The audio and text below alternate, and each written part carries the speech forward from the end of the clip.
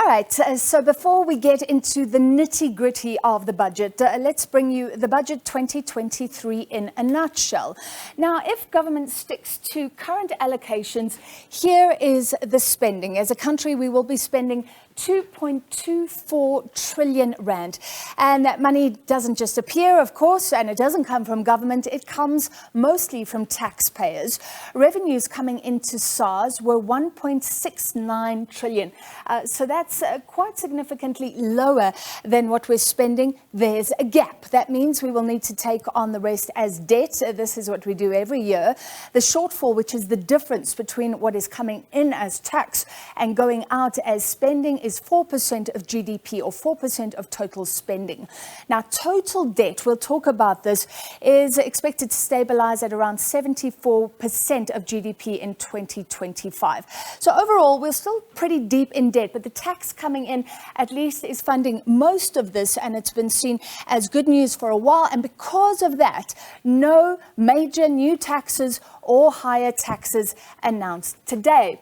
Now, one of the most anticipated aspects of this budget speech was Eskom's debt.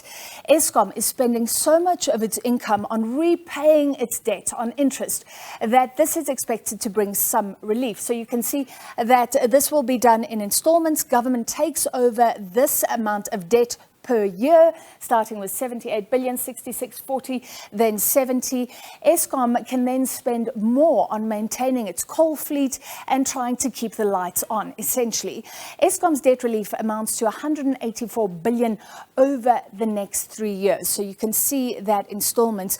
And remember, this comes as we experience more than 200 days. It's incredible. More than 200 days of load shedding last year, which was previously unheard of. Many South Africans were hoping, of course, for tax breaks for solar panels and the like. From the 1st of March, you can claim a rebate of 25% of the cost of solar panels. We'll talk about that shortly. Now, let's see where the money goes. If we look at government expenditure, the vast majority here, this big piece of the pie, 60% goes on social services. Now, that includes education, health, which receives the bulk. Education receives the lion's share. And then, of course, social grants. So it's simply startling that nearly 50% of the South African population relies on some sort of government grant. That is where we are. Nearly half the population is not earning enough or not earning at all, but relying on some sort of grant. This is a big worry as well. Look here. 15% of the budget is spent on servicing debt or paying interest on debt. Now, this means that for every 1 rand that you hand in tax revenue, 15 cents goes to paying for debt. And that's not paying the full capital of the debt, but just the interest charges. And it's even more than things like peace and security. There you can see, about 10%. And of course, this piece of the pie, very important for South Africans. Finally, the sin taxes.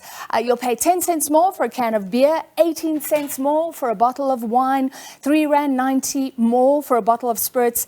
And as the minister said, no sympathy for smokers. A pack of 20 cigarettes rises by 98 cents, or almost by a rand. Let's return to that issue of debt. The Finance Minister, Enoch Godongwana, revealing that government's debt remains high with further pressure from Eskom debt, of course. He says government debt will stabilize at a higher level of 73.6%, around 74% in about 2025. Godongwana tabling his budget in the Cape Town City Hall earlier. We're proposing a total debt relief arrangement for Eskom of 254 billion rand. This consists of two components. One is 184 billion rand. This represents Eskom's full debt settlement requirements in 3 tranches over the medium term. Second is a direct takeover of up to 70 billion of Eskom's loan portion in 2025-26. Because of the structure of the debt relief, Eskom will not need further borrowing during this period. Government will finance the arrangements through the 66 billion baseline provision announced in the 2019 budget, and 118 billion in additional borrowing over the next 3 years. Honourable members, the arrangement is accompanied by strict conditions to safeguard public funds. At the same time, Minister Godongwana is making 695 million rand available for emergency responses. He says this will require provinces and municipalities working together to prioritize existing allocations. Last year, we had 1 billion rand in 4 grants. That 1 billion was depleted, but during the adjustment estimate, we replenished that emergency grant, and we now have 695 million in that emergency grant. What that means, the people who are sitting in halls and other things must access this money so that they must get temporary accommodation, must get food, must get into. That's the first part. The second part of the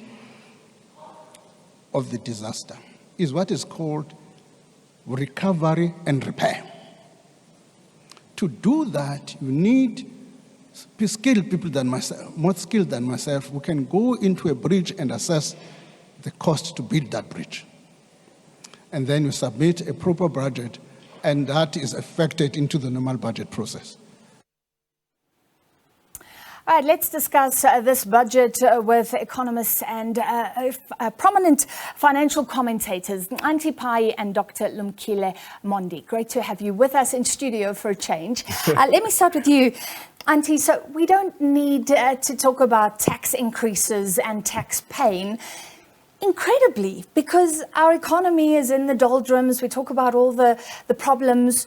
The SARS Commissioner has been saying we can't rely on these good tax revenues. It's linked to the miners.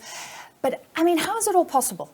Well, I mean, it seems, as the minister said, that the Tax Revenue Service has all the credit to take in this because they've been able to administer better. I mean, it feels like they've been calling everybody, as they said. You know, you get that phone call to say, don't you remember you owe us some money? Make sure that you do. And of course, any phone call from SARS, I mean, I think that's one institution we are all afraid of. So they have really been making those phone calls to businesses, to people who are owing, whether it's for a tax return or any other thing. And I think that has worked very well. As he mentioned, Xhanti was talking about the idea that they even make sure that they have, I think, millions of calls on a regular basis. So that has actually woken up people to actually paying their taxes. So that collection has been quite useful. Do you agree, Lumkile? Yeah, giving the minister too much credit. Remember that the minister understands that for my security, I have to pay a private security company. For the education, I have to bus my kid to school. So the household or the taxpayer is already stretched anyway. So that understanding that the burden is so high anyway, indirectly, I think led him to do that. So let's also recognize that actually it's us who are overpaying, given that the state is failing to do what's supposed to do. Therefore, we have to stretch our pocket and make sure that we pay for what the state should be providing. What do you think of that comment? Because this has been feared, the tax revolt from this very small population that is paying tax and keeping everybody afloat, essentially, because there's so much reliance on social grants. There's certainly no doubt that the tax burden in South Africa is very, very high. And I think if you compare it to countries where sometimes we like to compare ourselves, so I will talk about Eastern Europe, where they have the social net that we don't have. So the big, the good health, good education, good all of that. So when we think about the burden that they bear in terms of taxes, and we like to compare ourselves to that, then of course we have to come to the conclusion that without all of those services, what we are actually already paying in tax, and then adding on top of that, as Dr. Mondi is saying, then of course it's quite clear that that burden is very high, and I think that is important to recognize, certainly from the minister's side. All right, let's talk about Eskom. Lumkile, it still doesn't allow, I mean, let's just be clear. This is great relief for Eskom. The rand strengthened a little bit. Yeah, shortly, but it still doesn't really allow Eskom to expand, build new stations. It's just about keeping Eskom afloat so it can try and keep the lights on, correct? Yeah, so this is an admission by any insular government that actually this beast that we inherited from apartheid regime we also have not changed that much because it was already broken. Remember the De Villiers Commission and the decisions that were not made by people like Dani, Malan and others under the apartheid regime, who were supposed to take all the recommendations of the De Villiers Commission, never implemented them. And the ANC continued on the same. So that's saying basically that, you know what, we're taking this thing away just to allow you to continue shrinking going forward. So it is very clear, the message is clear that going forward, Eskom will be smaller, there'll be huge private provision of energy. So if you want energy as a household, Francis, you need to provide for yourself. And you know what, we're a very nice government. We're going to give you a tax break for that. So we'll give you about 15,000 equivalent of providing for yourself. So there's a huge shift and admission of failure that, you know, what is supposed to be social good is now becoming a private good, and therefore a burden to all of us individuals, particularly taxpayers. And if I was sitting here as an ANC leftist member coming from a Communist Party or the trade union, I'll be fuming because it is very, very clear that an ordinary South African who's poor, who cannot afford, is going to live in a regime whereby, as Xhanti said to me outside there, that actually having 4 hours of electricity from the state per day is actually good. Yeah. So again, it benefits the rich. Auntie, you can come I think there are two parts that are indicated here. I think there's an admission that the most work that has to be done, as they say, is to refurbish these power stations. So everybody has been saying this thing about, let's see if we can get them at least to work and give us some reliability. But I think Dr. Mondi is quite correct about the second part, where actually there's self-generation, you know, that households. But here's the trick, I think. One of the things that is going to have an impact on is probably municipalities, especially those poor ones. Because remember, the poor municipalities depend on businesses because most people there rely on the free basic service that they get from the government, and then the rest is probably being cross-subsidized by businesses because they buy electricity from Eskom. So that revenue is likely to go away because if people can actually self-generate, especially the businesses that are in those areas, they will self-generate. So I think it was interesting because then he could not take that further into thinking about how then do municipalities look at this and say, actually, how are we going to be funded? Because that is going to create a big funding gap there. And I think that's another twist that we're going to see going forward, because most of businesses will say, look, if I can provide this, and I know this, you know, the municipality has not been doing it properly, or yes, Eskom hasn't been doing it, I should be able to do it. But that really does take away revenue from municipalities that are small and unable to continue by themselves. I'll let you come in, but isn't there a bigger idea here? I mean, companies, we'll talk about the tax incentives, but companies get quite a big tax incentive. And we're waiting for the feed-in tariff. And then isn't the idea that the municipalities actually buy, they're buying from Eskom, now they buy from the companies. And absolutely, but who do they sell that to? So if they're buying if everybody's self-sufficient. So that really is, especially as I want to refer mostly to the poor municipalities. So after this, there's going to be a big need for the state to talk about how you're actually going to provide them these basic services, how you're going to keep these municipalities sustainable. Many of them, of course, you know, the payers are, you know, young people are leaving to the cities, the, you know, professionals are leaving. So you are getting them quite thin in terms of being able to continue viably. And I think, you know, we've seen this also, you know, being reflected upon by the Auditor General, that some of these municipalities, for example, have unfunded budgets. So that gap is quite important to think about. How do you then move forward if the people that actually pay for services are now actually self-providing and selling you back that service? Sure, and they already owe Eskom so much. Yes, come in, Doctor. So all the gains that the ANC talked about, that Eskom did, you know, after 1994, that over 1.7 million households electrified, etc., they are going to go Xhanti to the forest, in your language, they'll go and collect firewood to subsidize energy for themselves, because those municipalities that you're referring to are the ones that really are rural. So you're saying people will be left without energy, that you fear is the end game? Absolutely. I mean, already it's not even the end game, it's happening now. I mean, if you go out of Joburg, not going towards Magaliesberg,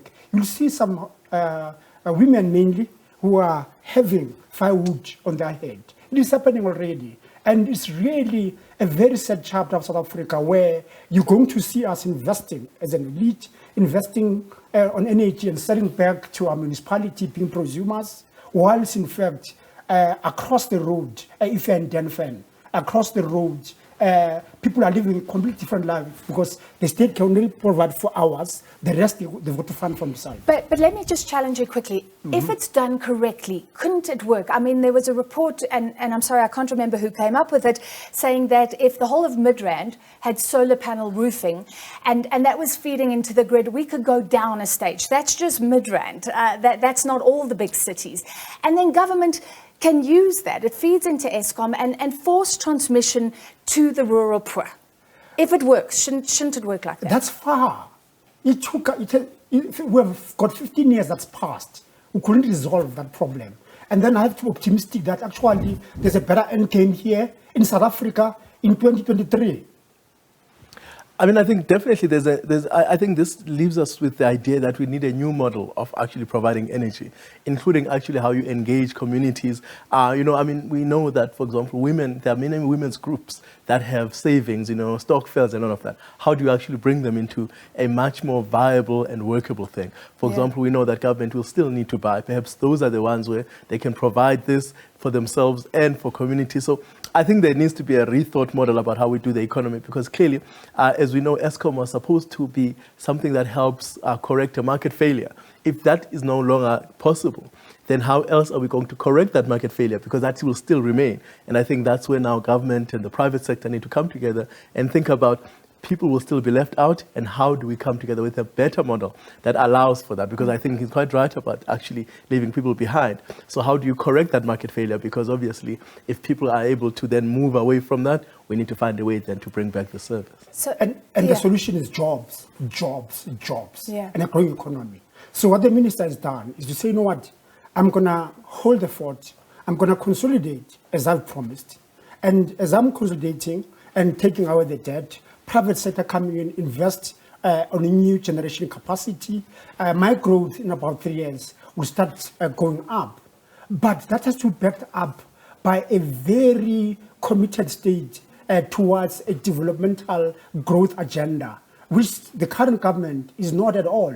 It's a redistributive agenda. So we need to really make sure that this shift from government to private sector, it is followed then by policies that will incentivize private sector to do more so that we can create jobs. Because I think once we can absorb millions of South Africans into the labor market, the rest of what I say doesn't matter because people have incomes. So even though they don't have electricity, they'll be able to go and buy, etc. So that's really the next big thing that we need to think about. But I'm very pessimistic again that in the current regime, I don't see any quality given the advice they have. Remember, they've got a very powerful advice. Our president has got a powerful advisors, a team of advisors, Mazukato, Kobo, and many others, very sharp individuals who have been telling him what he needs to do with his team. And we're yet to see any value addition taken from this advice that he's getting from this. All right, I'll give you the last word, Xhanti, because I was going to say, overall, I mean, we're worried about job creation, infrastructure he did talk about, and basically services getting to people. Does this budget enable that? Look, I mean, I think that Dr. is quite right, particularly when you look at rural communities, so rural agriculture, tourism. So these are the where we should be focusing on. But they're going to need the support. As it says, you know, we've got an agriculture master plan. So one needs to actually bring that in. We are now thinking about climate change and climate resilience. How do we make sure that those people are well protected to be able to participate without being flooded by water, so irrigation infrastructure. So he does speak about that. But in a real way now, we're going to have to be very systematic around how we implement all of those things, because obviously with climate change, we're not just going to be able to provide solar panels, because where are you going to put the solar panels in a way where they are competing perhaps with land to grow food? So all of these things have to come together in a way that works. So I think from what we've been able to do now, which is very much obviously very short-term crisis that we are facing, to very longer-term things where we have actually seen some of these problems coming and many other problems that are already here with us. So I think it is important to be where we are, but certainly there are actually other problems that we are creating that we're going to have to solve for going forward. Yeah, it was interesting what you've both raised about municipalities. I wish we could talk further, but thank you for the insight and for being in studio for a change. Payi from PwC Strategy and Dr. Lumkile Mondi from Wits School of Economics and Finance.